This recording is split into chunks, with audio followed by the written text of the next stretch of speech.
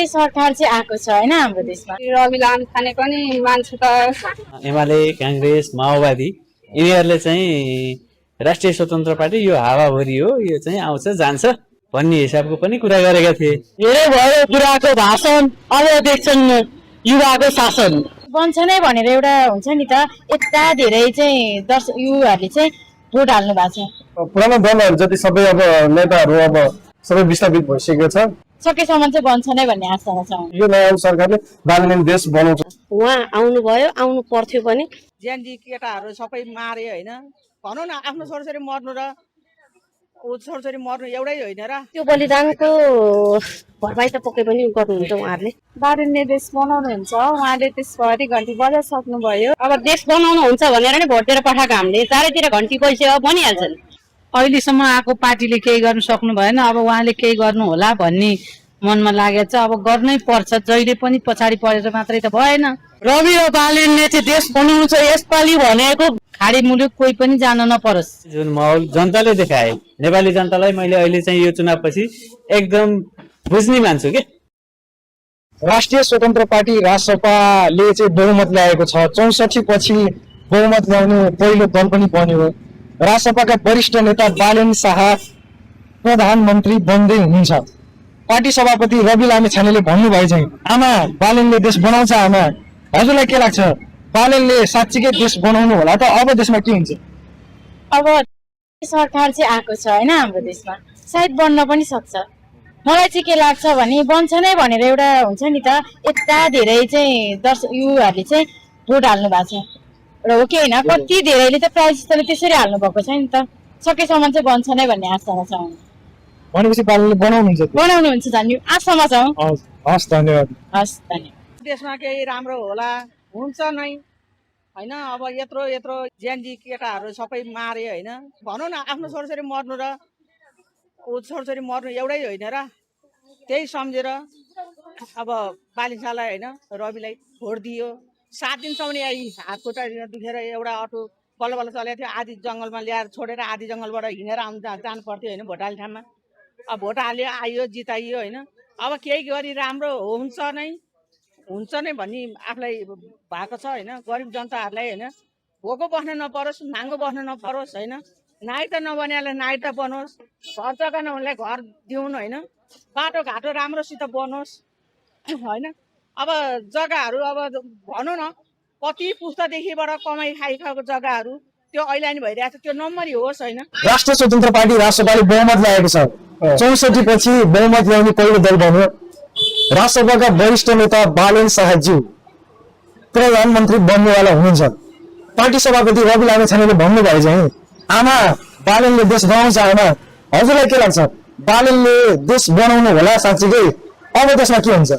अब चाहिँ देशमा परिवर्तन आउँछ। अब चाहिँ देशमा परिवर्तन आउँछ किनभने अब पुरानो दलहरू जति सबै अब नेताहरू अब सबै विस्थापित भइसकेको छ। अब देशमा परिवर्तन चाहिने पनि छ। अब जेनजीको नयाँ सरकारले देश बनाउँछ भन्ने एकदम पूर्ण रूपमा हामीलाई पनि विश्वास यसमा लागेको छ। किनभने अब देश परिवर्तन हुन नि पर्छ र अबको सबै बेरोजगारहरूले रोजगार पनि पाउनुपर्छ। किनभने अब धेरै देश छोडेर गइरहेछ। अब दिनरात तपाईँको अब नेपालमा अब काम गर्ने वातावरण भएन। अब हरेक कुराको अब धेरै कमी कमजोरी भएको हुना कारणले गर्दा यो नयाँ सरकारले बालेनले देश बनाउँछ जस्तो मलाई लागिरहेको। भनेपछि नयाँ युगको सुरुवात भयो, बालेनले देश बनाउँछ एकदम। हजुरलाई के लाग्छ, बालेनले देश बनाउनुहुन्छ? अब देशमा के हुन्छ? पक्कै बनाउँछ, यसमा कुनै दुई मात्रै छैन, एकदम छैन। हामी विश्वास छौँ उहाँप्रति, त्यसैले उहाँले बनाउनुहुन्छ। उहाँ आउनुभयो, आउनु पर्थ्यो पनि र उहाँ आउनुभयो, उहाँले पक्कै पनि परिवर्तन गर्नुहुन्छ भन्ने हामी आशावादी छौँ। अनि 76 जनाले बलिदान दिनुभएको छ नि त, त्यो बलिदानको भरपाई त पक्कै पनि गर्नुहुन्छ उहाँहरूले, गर्नुहुन्छ। यसमा हामी चाहिँ ढुक्क छौँ। पार्टी सभापति रवि लामिछानेले भन्नुभयो चाहिँ आमा बालेनले देश बनाउँछ। आमा हजुरलाई के लाग्छ, बालेनले देश बनाउनु होला? अब देशमा के हुन्छ? बनाउनुहुन्छ, देशभरि घन्टी बजाइसक्नुभयो उहाँले। बारेन्ने देश बनाउनुहुन्छ, उहाँले त्यसभरि घन्टी बजाइसक्नुभयो। अबको नयाँ युवाहरूले बाहिर देश जानु पर्दैन, यहीँ रोजगारी पाउनुहुन्छ। हजुरलाई के लाग्छ, बालेनले साँच्चीकै देश बनाउनु होला त? अब देशमा के हुन्छ? अहिलेसम्म आएको पार्टीले केही गर्नु सक्नु भएन, अब उहाँले केही गर्नु होला भन्ने मनमा लागेको छ। अब गर्नै पर्छ, जहिले पनि पछाडि परेर मात्रै त भएन। अबको भोलि भावी पिँढीहरूले दुःख पाउन नपरोस्, खाडी मुलुक कोही पनि जान नपरोस्, किनभने खाडी मुलुक गएर धेरै दुःख पाइसके। अब यहाँ अहिलेसम्मको जे जति दुःख पाए नि अबको भावी पिँढीले दुःख पाउनु नपरोस्, त्यति छ हाम्रो भनाइ। अब देश बनाउनु हुन्छ भनेर नै भोट दिएर पठाएको हामीले, चारैतिर घन्टी पैसा बनिहाल्छ नि, बनाउनै पर्यो नि। अब राम्रो गर्नुहुन्छ भने पठाएको छ, राम्रो हुन्छ। राष्ट्रिय स्वतन्त्र पार्टी रासपाले बहुमत ल्याइसकेको छ। 64 पछि बहुमत ल्याउने पहिलो दल बन्यो। रासपाका वरिष्ठ नेता बालेन शाह प्रधानमन्त्री बन्दै हुनुहुन्छ। पार्टी सभापति रवि लामिछानेले भन्नुभयो चाहिँ आमा बालेनले देश बनाउँछ। आमा हजुरलाई के लाग्छ, बालेनले साँच्चीकै देश बनाउनु होला? अब देशमा के हुन्छ? रवि र बालेनले चाहिँ देश बनाउँछ यसपालि भनेको पहिला चाहिँ नेताहरूले भाषण गरेर गर्थ्यो, तर रवि र बालेनले यसपालि काम गरेर देखाउनेछन्। विदेशमा नागरिक भएको अब यही हाम्रो नेपालमा ल्याएर रोजगारी मुलुक बनाउनु पर्छ। रवि सर र बालेन सर माथिमा एकदम ठुलो विश्वास गरेर हामीले भोट जिताएका छौँ। उहाँले बहुमत पनि ल्याइसक्नु भएको छ। धेरै भयो बुढाको भाषण, अब देख्छन् युवाको शासन। राष्ट्रिय स्वतन्त्र पार्टी रासपाले बहुमत ल्याएको छ। 64 पछि बहुमत ल्याउने पहिलो दल बन्यो। रासपाका वरिष्ठ नेता बालेन शाह प्रधानमन्त्री बन्दै हुनुहुन्छ। पार्टी सभापति रवि लामिछानेले भन्नुभयो चाहिँ आमा बालेनले देश बनाउँछ। आमा हजुरलाई के लाग्छ, बालेनले साँच्चै देश बनाउनु होला? अब के हुन्छ देशमा?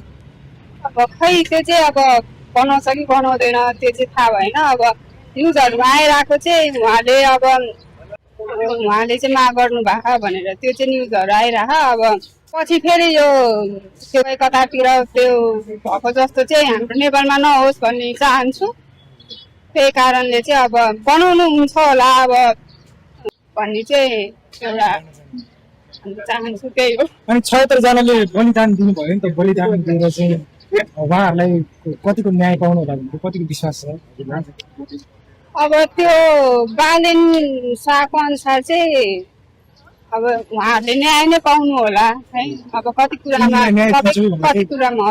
कुरामा अब बालेन एकदम धेरै त्यो हुनुहुन्छ। अब रवि लामिछाने पनि मान्छे त राम्रै हो सोचेर, अब बालेनको जस्तो अब त्यस्तो उयो चाहिँ थाहा भएन। अब जेल जानु भएको भन्ने कुरा पनि थाहा, के कुराले जानुभयो, के कारणले जानुभयो त्यो त थाहा भएन। जनताको अनुसार चाहिँ, जनताको भनाइ अनुसार चाहिँ सबै अब बालेन जस्तो राम्रो रवि लामिछाने पनि हुन्छ भने चाहिँ धन्यवाद। राष्ट्रिय स्वतन्त्र पार्टी रासपाले बहुमत ल्याएको छ। 64 पछि बहुमत ल्याउने पहिलो दल पनि बन्यो। रासपाका वरिष्ठ नेता बालेन शाह प्रधानमन्त्री बन्दै हुनुहुन्छ। पार्टी सभापति रवि लामिछानेले भन्नुभयो चाहिँ आमा बालेनले देश बनाउँछ। आमा हजुरलाई के लाग्छ, बालेनले साँच्चै देश बनाउनु होला? अब देशमा के हुन्छ? अब देशमा चाहिँ यो एक हिसाबले जुन यो माहौल आयो राष्ट्रिय स्वतन्त्र पार्टीको नसोचेको माहौल आयो है। जुन यो पुराना हाम्रा दलहरू एमाले, काङ्ग्रेस, माओवादी यिनीहरूले चाहिँ राष्ट्रिय स्वतन्त्र पार्टी यो हावाहुरी हो, यो चाहिँ आउँछ जान्छ भन्ने हिसाबको पनि कुरा गरेका थिए। तर चाहिँ जुन माहौल जनताले देखाए, नेपाली जनतालाई मैले अहिले चाहिँ यो चुनावपछि एकदम बुझ्ने मान्छु के होइन। किन भन्दा यो नसोचेको चाहिँ नेपाली जनताहरूले चाहिँ परिवर्तन देखाएका हुन्। अब देशमा परिवर्तन हुनुपर्छ, देशमा परिवर्तन आउनुपर्छ, आमूल परिवर्तन आउनुपर्छ। देशमा चाहिँ परिवर्तन आउँछ। अब हामी चाहिँ विदेश नगएर नेपालमै केही गरौँ भनेर देशमा परिवर्तन सोचेर बसेका मान्छेहरू छौँ होइन, युवाहरू।